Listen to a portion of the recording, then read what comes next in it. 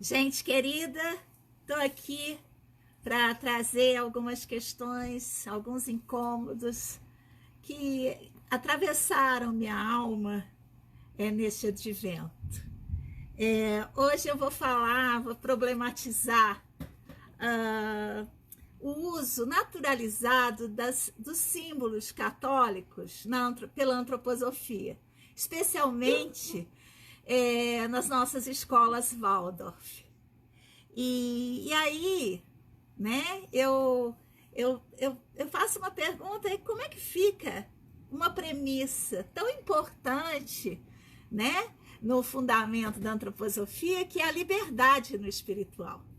E eu vou fazer isso trazendo a voz do próprio Steiner, né, discutindo também alguns aspectos que eu acho que estão por trás dessa questão, né?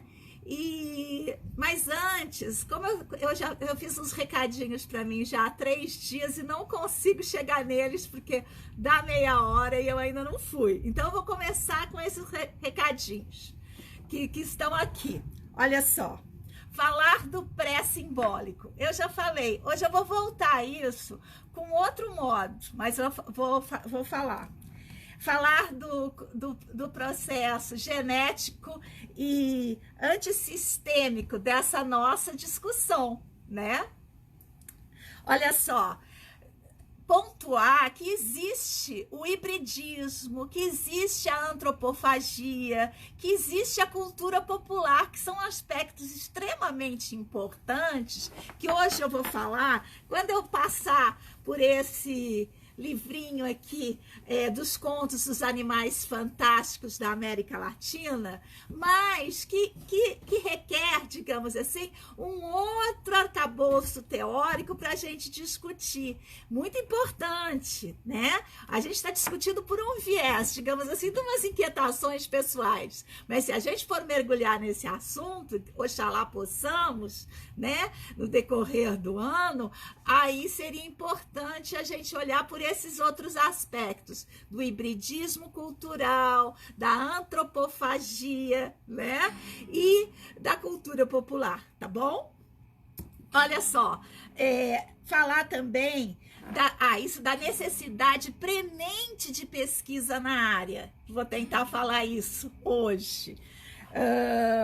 Na área da olha só, eu escrevi assim já há 3 dias. Da necessidade premente de pesquisa na área da pedagogia Waldorf, do porquê e do quando essa associação dos ícones católicos começaram a ser adotados. Então, isso falta pesquisa na área, né? A gente tem que olhar isso profundamente nos olhos. Muito bem.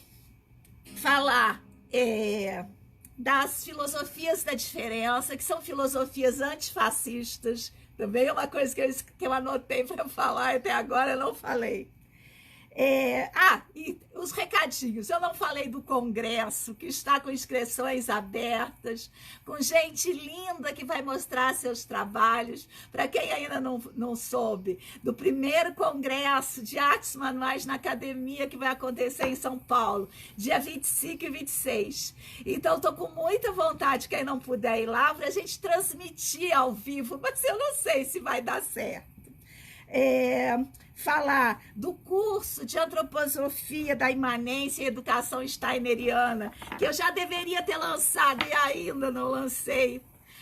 Enfim, todos esses recados que era para dar nos finais, eu não dei agora no começo. Pronto, missão cumprida. Vamos ao assunto.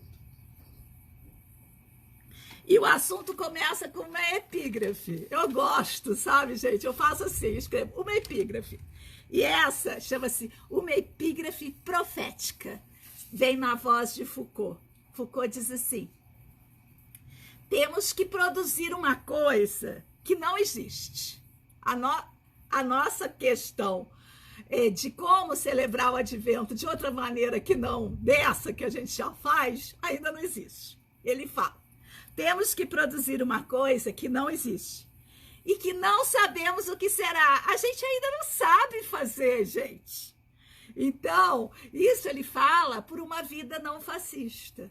Para que a gente não seja fascista, a gente vai ter que inventar um outro modo de estar no mundo. Isso é óbvio. Por quê? Porque o modo como a gente é escolarizado, o modo como a gente se comporta socialmente, é sempre modo fascista, modo dos clubinhos, modo daqueles modos que a gente sabe. E aí, hoje eu vou usar como base teórica para a nossa discussão. Primeiro, continuo eu com a pergunta da Scarlett Marton aqui. Como que a gente... Eu até já esqueci como é que é a perguntinha dela. Como livrar-se da metafísica sem cair no relativismo? Que é uma questão que está percorrendo toda essa série. Perdão. Toda essa série sobre as questões do advento estão com a voz dessa incrível mulher chamada Scarlett Marton. Então, eu tô criando as bases para essa discussão. Talvez amanhã já esteja madura o suficiente para falar um pouquinho mais sobre isso. Então, eu vou falar um pouquinho também do que aconteceu. Sabe quando deu 1000 agulhas pela dignidade, no sábado, dia 7 de dezembro? Eu entrei ao vivo e falando sobre a minha pesquisa de epistemologias do Sul, falando sobre a América Latina, falando de um bordadinho que eu fiz para o meu amigo secreto, já revelado, Vinícius, nosso professor de artes manuais para terapias, artes manuais para educação. Ele que era meu amigo secreto, eu bordei a camiseta para ele. Aliás, Vinícius, deixa eu falar, eu ia bordar uma estrelinha aqui na frente, esqueci, mandei antes. Qualquer dia desse eu bordo. Ou então, já que eu estou nessa fase da aplicação, eu bordo e depois a gente aplica ao vivo. E aí eu fui procurar um conto para ilustrar a minha fala nesse livro antigo que eu tenho aqui, que as crianças já fizeram. E aí, quando eu folhava, eu percebia que esses contos da Guatemala, do Peru, do Chile, da Nicarágua, do Equador, na verdade, eles eram todos permeados pelo discurso católico. Isso me causou um desconforto. Eu fui buscando as culturas locais, as originárias, e encontrei elas todas já misturadas com esse discurso católico. E fiquei pensando no genocídio cultural. Genocídio cultural. Então, só para dizer do meu desconforto de perceber isso. Bem, pronto. E aí hoje, claro, vou trazer o artigo do Henrique Vieira, aquele pastor evangélico, no livro, organizado pela muito bonita e muito querida Esther Solano Galego, que foi uma das primeiras a lançar um livro de enfrentamento, de entendimento do estado de coisas que, de repente, a gente se viu mergulhada. Que não aconteceu de repente. Hoje mesmo eu estava discutindo, enquanto eu esperava a hora aqui, eu estava conversando com uma das pessoas que está interagindo. Gente, muita gente está interagindo, eu vou responder para todo mundo, mas eu demoro para chegar, porque é coisa demais. Tem gente que fala lá no Messenger, lá no Instagram, aqui no Facebook, lá no YouTube, é uma confusão. E ainda tem essas outras coisas, cada vídeo tem sua conversa, enfim, eu vou chegando. Porque olha lá, ó, gente, tá vendo aspirador de pó? É para justificar, eu não posso ficar o dia todo aqui. Ó, a cachorrinha entrou essa madrugada escondida dentro de casa. O cheiro, vocês não vão acreditar como é que tá isso aqui. A sujeira, o barro. Fora que as gatinhas estão soltando muito pelo, então tá tudo sofá, tudo sujo de pelo. Haja aspirador. Tô entendendo quem opta por robôs aspiradores. Ai, mas eu não tenho esse poder aquisitivo, não. O meu, eu tenho esse pequenininho. Enfim, então vou falar do Henrique Vieira, né, do artigo dele. Ele é bem presente aqui nesse nosso encontro de hoje. E vou falar também, continuo junto com Steiner no Carências da Alma em nossa época, porque ele vai falar do princípio de autoridade que o jesuitismo introduz no pensamento e que dá depois, digamos assim, fortalece o princípio fundamentalista do, entre aspas, está escrito. Que é o princípio fundamentalista que a gente usa na academia, que a gente usa na antroposofia, está na palestra. Steiner falou, eu mesmo vou usar hoje. Ai, gente, como a gente é bobinha, né? Nossa, Steiner tá falando, deixa disso, pessoal. Vão vocês pensarem pela cabeça própria. Deixa desse que ele chama de princípio de autoridade. Olha que coisa. Enfim. Vamos ao diálogo. Por isso que eu digo para as minhas alunas na pós-graduação, meninas, os autores, os livros, olha que beleza os livros, são nossos aliados. Olha, eu dou umas coloridas neles, tá vendo? São nossos aliados. Nos ajudam a pensar. Não é a lei. O livro não é sagrado, pessoal. É só a gente que escreve, que pensa, e que põe no papel e passa por aí. Desde aquele livro grandão que invade os países dizendo que é a única verdade. Muito bem, vamos falar então.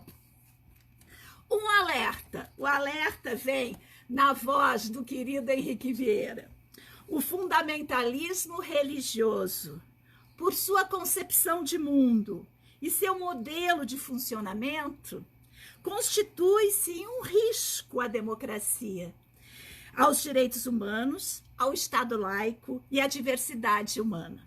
O Henrique, ele vai descrevendo o que é esse pensamento fundamentalista naquele artigo que ontem eu transformei em pergunta, que é fundamentalismo e extremismo não esgotam a experiência do sagrado nas religiões.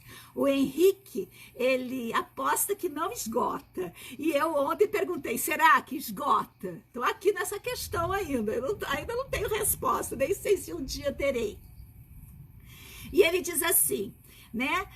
No Brasil ocorre, ademais, a articulação entre setores fundamentalistas cristãos, especialmente evangélicos, e o poder político, institucional e midiático.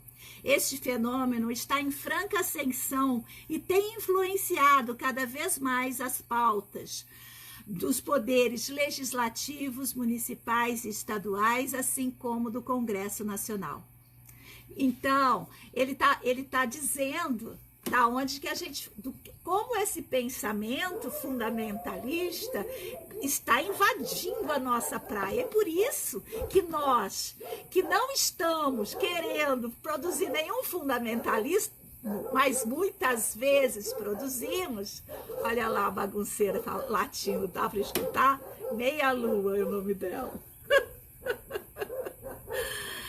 Então, nós acabamos reproduzindo com as nossas práticas comportamentos fundamentalistas. Eu fui lendo o artigo, relendo, que eu já tinha lido ano passado, lendo o artigo do Henrique e acabei percebendo que muita da nossa prática de estudo é fundamentalista, né?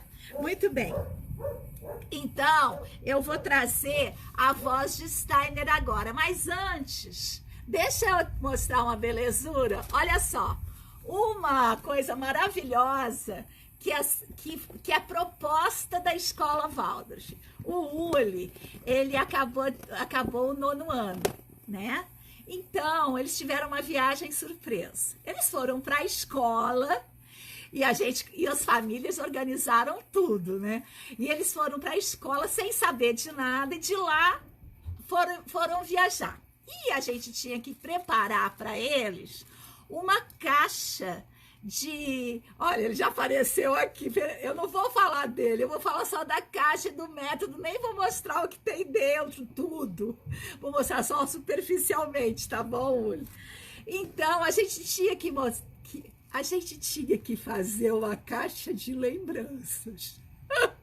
Olha só, gente. Esse sapatinho é quando eu estava esperando na fila a chegada do Uli.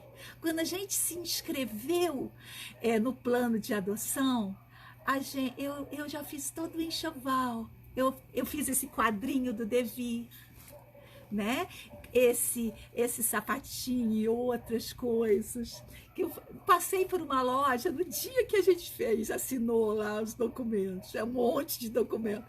Passei por uma loja e vi o sapatinho. Enfim, mandei o mordedorzinho dele, olha, junto com a fotinho. Olha lá, gente, que delícia! Eu tô falando isso por quê? Porque quando a gente quer celebrar o Natal, a gente quer celebrar o quê? Aquilo que é mais caro para nós.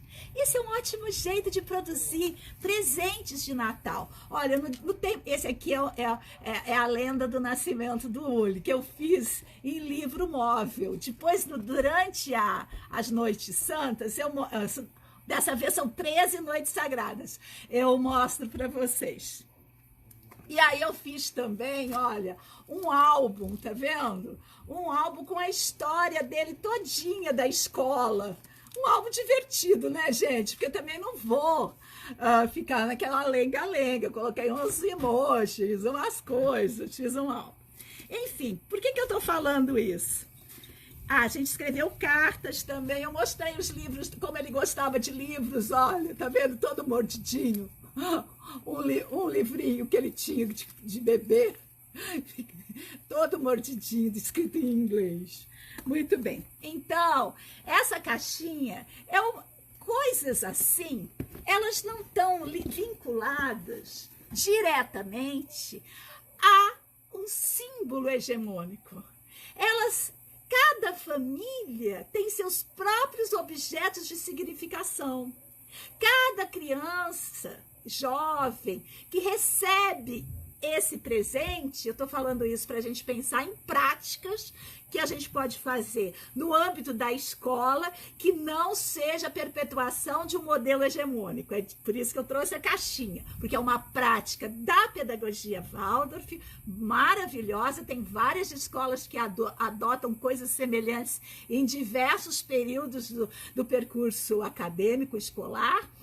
E quando isso acontece, os valores que a gente tem, muitas vezes colocados em signos hegemônicos, eles estão ali, só que estão ali de modo singular. Dá para entender isso? É uma coisa mais delicada, mas exige mais tempo de reflexão, mas só para apontar que existem muitos caminhos. Como, por exemplo, ontem a gente falou do abstrato, da arte antroposófica na aquarela, por exemplo, como um modo pré-simbólico, ou seja, não está o símbolo, porque o símbolo é sempre uma representação de um conceito. Ali não estão as forças das cores em movimento, nos seus índices, né? Ó, vem uma tempestade. Se eu sair daqui, vocês já sabem, né? Apesar que eu tenho no break. Aproveito para dizer que a partir de amanhã, o pessoal do Congresso vai estar direto comigo ao vivo às 3h. E tem que lembrar que eu moro na roça, eu tenho a conexão de antena, né? Então, tudo pode acontecer. Apesar de que a Luciana, em São Paulo, e a Maria Cabreira, na Paraíba, estão de stand-by. Se eu furar, alguém aparece. Mas eu vou estar aqui, continuo aqui ao meio-dia, contando tudo sobre as 13 noites sagradas, como foi a reunião do grupo, e tá tudo lá arquivado na nossa página e no YouTube. Muito bem, então vou falar uma lembrança a partir de Rudolf Steiner, desse livro que hoje está nos acompanhando, Carências da Alma em Nossa Época. Olha o que ele diz, que grave. Foi a força que elementos comuns foram espalhados entre grupos humanos. Cadê meu livrinho que eu mostrei? Foi a força que o hibridismo aconteceu, porque a força é que fez com que a cultura regional fosse permeada por preceitos de uma cultura hegemônica. Vou repetir a voz do Steiner. Foi a força que elementos comuns foram espalhados entre grupos humanos sob a forma de dogmas, princípios e conceitos religiosos. Foi a força, foi a violência, a opressão. Não porque alguém achou bonitinho.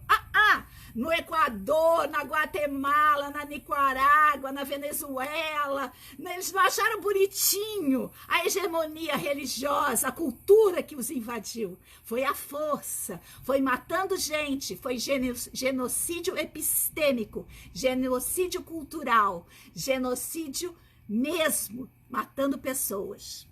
Enfim, é a nossa sombra, vamos olhar no olhinho bem da sombra. Vamos, nossos autores nos ajudam a fazer isso. Não posso esquentar. Hoje eu não tenho intervalinho, pensei que eu ia usar... deixa eu mostrar então mais uma coisinha aqui da caixa. Para fazer o intervalinho. Gente, olha que coisinha. Esse é um mantinho que eu fiz. Tá vendo? Que eu fiz para colocar embaixo de um certo altarzinho que eu construí, para colocar algumas relíquias, para esperar o meu menino Jesus, que se transformou no Uli. Não é? Foi o meu presépio. E olha que interessante, gente, da hora que a gente assinou o papel da adoção até a hora que o Uli chegou, decorreram-se 9 meses. Essa é uma história linda, um dia eu conto. Muito bem, tinha sonhos, tinha um monte de coisa. Mais Steiner, tá bom, gente? Mais Steiner. Deixa eu ver como é que eu tô de horário. Tá bom, vou dar até tempo de tomar um golinho no chá.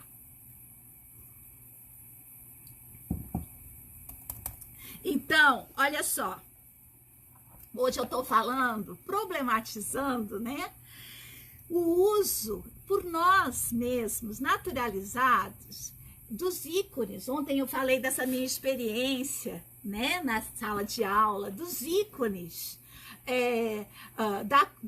da religião hegemônica, que é o catolicismo, né, na grande maioria hoje nem tanto, e aí, claro, onde que o pensamento pentecostal bate no catolicismo? Justamente nos ícones, para ver que a coisa não é simples. E aí eu tô falando desse nosso uso naturalizado disso, né? Se isso não fere, digamos assim, um dos mandamentos da antroposofia, que é a liberdade do espiritual, né, gente? E fazer isso com crianças que não podem se defender, com jovens, enfim, é complicado, dá um certo nervoso. Muito bem, mais Steiner. Como um impulso em direção à singularidade, eu mudei, estava escrito individualismo, mas não é uma boa tradução individualismo, não, né? Porque individualismo já tem um caráter pejorativo e ele não está falando de modo pejorativo. Então, eu substituí. A gente, na leitura, a gente deve fazer isso, viu? A gente deve substituir, inclusive, quando está escrito homem, a gente substituir por ser humano. É assim que eu recomendo às minhas alunas, né? A gente não perpetua a opressão, nem de gênero, nem de raça, nem de nada. Pelo menos a gente tenta, porque é difícil, gente. É difícil, mas a alma da consciência requer esse cuidado. Vou em frente. Estou falando de Steiner, lá na página 19, 1916, GA 168. Estou falando da tal da voz da autoridade. Ele vai bater nesse conceito lá. Mas antes a gente está falando aqui disso. Com um impulso em direção à singularidade, deverá intensificar-se cada vez mais sobre a influência da alma da consciência, né? A mensagem das religiões grupais não atingirá os corações e as individualidades isoladas. Quanto mais a gente caminha em direção à alma da consciência, mais a gente problematiza, mais a gente fica chato, né, gente? A tal ponto de quando o fascismo tomou posse há quase um ano do nosso país, o discurso foi justamente contra o quê? Contra a alma da consciência. Chega desse politicamente correto. Quem faz o politicamente correto? A alma da consciência, que da sua maturidade já não aceita mais aquilo que é herança, né? E questiona, coloca em questão, e não aceita mais a violência gratuita, a opressão. Continuemos com Steiner. É uma loucura, né, gente? Olha só, ele diz então que essa alma da consciência, né, sobre a influência disso, a mensagem das religiões grupais, que é como eles chamam todos esses modos de agrupamento religiosos coletivos, né?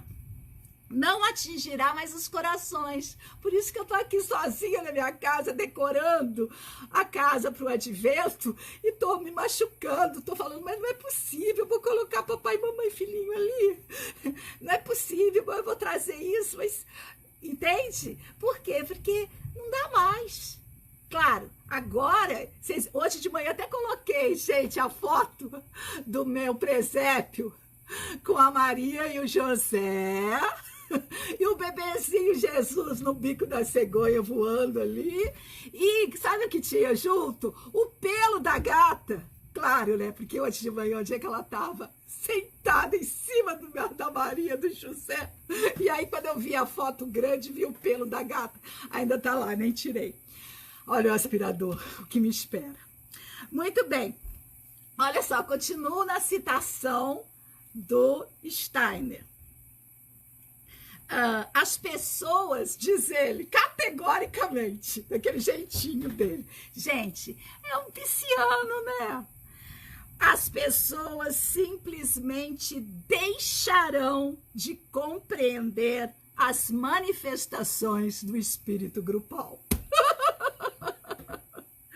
Isso abre uma porta para a gente conversar imensa.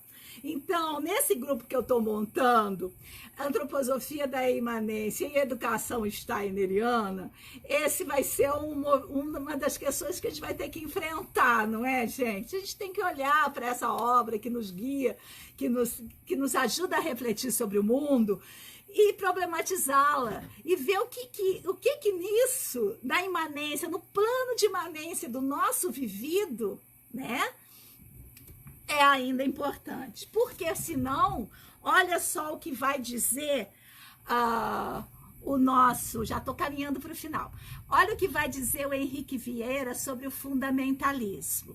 Ele vai dizer assim, olha só, como é muito parecido do jeitinho que a gente pensa, muitas vezes, a antroposofia. Ele diz, o fundamentalismo religioso cristão trabalha com o conceito de verdade absoluta, inquestionável, eterna, imutável e para além da história. Essa verdade a respeito... não vou pular um pouquinho. A partir da formulação está escrito. Constrói-se uma visão de mundo, um modelo comportamental e uma forma de lidar com a sociedade. Porque está escrito no GA 128, no GA4, no GA3. Constrói-se um modelo comportamental e uma forma de lidar com a sociedade. Parece simples, diz o Henrique Vieira, mas não é. Esse modelo desconsidera totalmente que toda leitura é uma interpretação e que toda interpretação está mediada por um contexto histórico e cultural. Ai, que fofo! Dá para entender isso, gente? Por isso, ontem eu falei dos modos de apropriação. Porque eu posso pegar o pensamento, e é isso que diz Steiner nesse livro. Eu posso pegar o pensamento que for, mas se eu leio aquilo através do princípio de autoridade e me submeto, eu não permeio a leitura através da minha alma da consciência, né, do meu modo de pensar, se aquilo não é questionado, problematizado, investigado, eu acabo produzindo dogma, fundamentalismo. Olha só, eu vou ler mais um pouquinho para já encerrando. Eu tô aqui no Henrique Vieira. O fenômeno religioso trata de uma dimensão profunda do ser humano, pois toca em questões existenciais. Olha só, a experiência fundamentalista fabrica um olhar sobre o mundo, e o grande dilema é que tal perspectiva religiosa não se reconhece como um olhar, mas entende-se como a verdade absoluta e universal. E desculpa dizer, mas na antroposofia a gente tem um monte de gente assim, inclusive eu. Muitas vezes já fui. E é nesse ponto que o olhar crítico para a própria doutrina fica inviabilizado, dificultando ou mesmo impossibilitando a abertura para as diferenças. Por isso que eu tenho recebido recadinhos de pessoas que dizem que não podem ser diferentes o modo que a escola Waldorf comemora as festas, que as festas cristãs, elas são parte integrante da cultura antroposófica, e estão me chateando por causa disso, mas eu tô entendendo, eu entendo a mágoa, porque é minha também, olhar de frente para aquilo que a gente fez e pensar, puxa vida, tô fazendo disso uma coisa opressora para a cultura do outro, porque se tiver um aluninho, como foi no meu caso aqui, um único que se constranger com as mãozinhas para baixo, seja por qual motivo for, seja porque não come ovo, aqui na nossa escola muitas crianças não comem ovo, né, por causa das suas famílias religiosas, e aí a gente não pode fazer bolo com ovo na sala de aula se uma criança não come. É como nas alergias, não é assim, eu respeito as diferenças. Por isso que eu acredito que as filosofias da diferença, que é o que me ajuda a me manter na antroposofia, não é? Ela me dá a metodologia, a epistemologia suficiente para olhar para os meus autores sem criar fundamentalismo. Muito bem. Numa frase, para acabar agora, olha só. Tem mais coisa aqui, mas olha, o artigo é uma fofura, gente. Leiam. Numa frase, o fundamentalismo é uma concepção religiosa que dificulta o pleno convívio com as diferenças. Então é isso. Falei tudo que eu tinha me programado, mostrei a caixinha do Uli, e agora eu vou dizer, hoje à tarde, às 3h, para quem está inscrito nas noites sagradas, nós vamos fazer um ensaio. Porque, gente, a gente não entende nada dessas coisas de tecnologia. E eu não sabia que ia dar tanta gente. Então, a gente está aprendendo. Ontem aprendi a fazer umas coisas incríveis que eu não sei se vão dar certo. Por isso, a gente vai ensaiar. Então, você que está inscrito, se tiver por aí de bobeira, entra para a gente conversar ao vivo, tá bem? Nos links de inscrição.